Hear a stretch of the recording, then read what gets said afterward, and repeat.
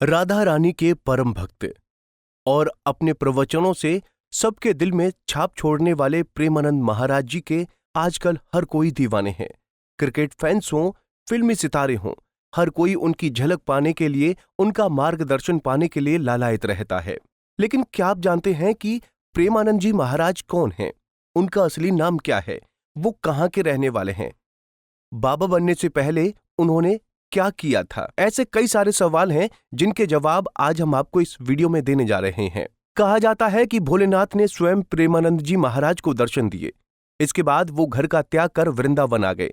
आपको बता दें कि प्रेमानंद जी महाराज का जन्म उत्तर प्रदेश के कानपुर में एक ब्राह्मण परिवार में हुआ। प्रेमानंद जी के बचपन का नाम अनिरुद्ध कुमार पांडे है।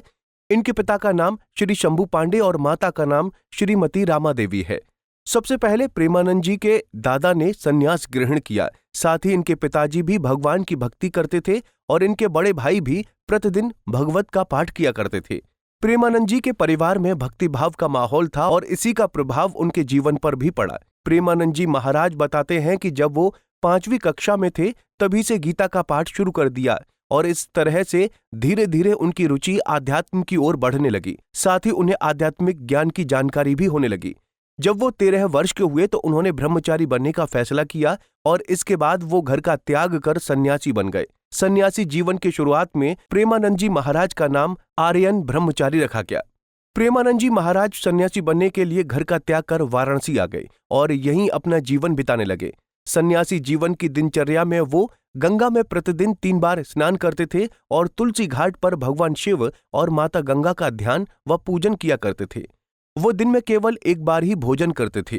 प्रेमानंद जी महाराज भिक्षा मांगने के स्थान पर भोजन प्राप्ति की इच्छा से 10-15 मिनट बैठते थे। यदि इतने समय में भोजन मिलता तो वो उसे ग्रहण करते थे, नहीं तो सिर्फ गंगा जल पीकर रह जाते थे। सन्यासी जीवन की दिनचर्या में प्रेमानंद जी महाराज ने कई दिन भूखे रहकर बिताए। प्रेमानंद जी महाराज के सन्यासी बनने के बाद वृंदावन आने की कहानी बेहद चमत्कारिक है। एक दिन प्रेमानंद जी महाराज से मिलने एक अपरिचित संत आए और उन्होंने कहा, श्री हनुमंत धाम विश्वविद्यालय में श्री राम शर्मा के द्वारा दिन में श्री चैतन्य लीला और रात्रि में रासलीला का मंचन किया जाता है, जिसमें आप आमंत्रित हैं। पहले तो महाराज जी ने अपरिचित साधु को आने के लिए मना कर दिया, लेकिन साधु ने उनसे आयोजन में शामिल होने के लिए काफी आग्रह की, जिसके बाद महाराज जी ने आमंत्रण स्वीकार कर लिया। प्रेमानंद जी महाराज जब चैतन्य लीला और रासलीला देखने गए तो उन्हें आयोजन बहुत पसंद आया। ये आयोजन लगभग 1 महीने तक चला और इसके बाद समाप्त हो गया।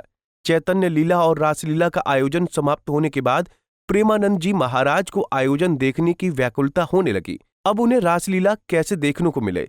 इसके बाद महाराज जी उसी संत के पास गए जो उन्हें आमंत्रित करने आए थे।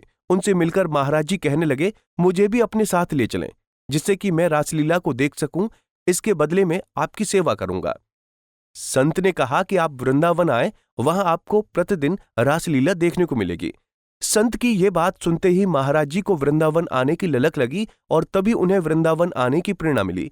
इसके बाद महाराज जी वृंदावन में राधा रानी और श्री कृष्ण के चरणों में आ गए और भगवत प्राप्ति में लग गए। इसके बाद महाराज जी भक्ति मार्ग में आ गए। वृंदावन आकर वो राधा वल्लभ संप्रदाय से भी जुड़े।